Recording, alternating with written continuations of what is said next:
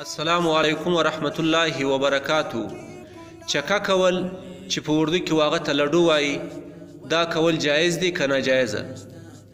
نو هغه کیل هغه بازی چې پر هغه باندې دیني یا دنیوي نفع وي او هغه د یو ګناه سبب نه ګرځي په شریعت کې د هغه جواز شته.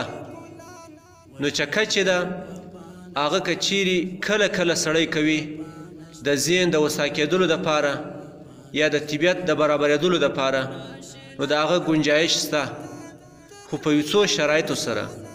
اول شرط دا دی چې په چکه کې به دومره زیات نه مشغوله کیږي چې په خپلو نورو مقصودي کارو کې خلل راسي او یا هر وخت چې دی هغه چکه کوي.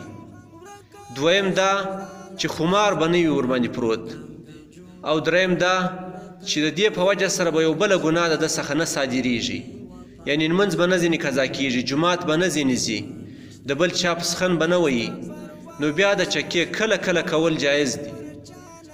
خو نن سبا ځوانان چې دي هغه خپل صلاحیتونه اکثره په دغه بازیانو په دې کې ضایع کوي.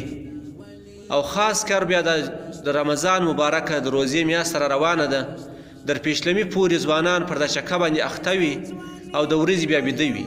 حالانکه روزه د عبادت میاشته ده، په دې کې پکار دی چې موږ عبادات وکړو او د شپې تلاوت وکړو، تهجد لمونځ وکړو، په فضول ګپ په دې کې نه کړو تېره.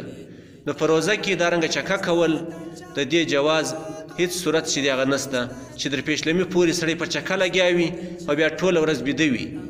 السلام علیکم ورحمت الله وبرکاتو.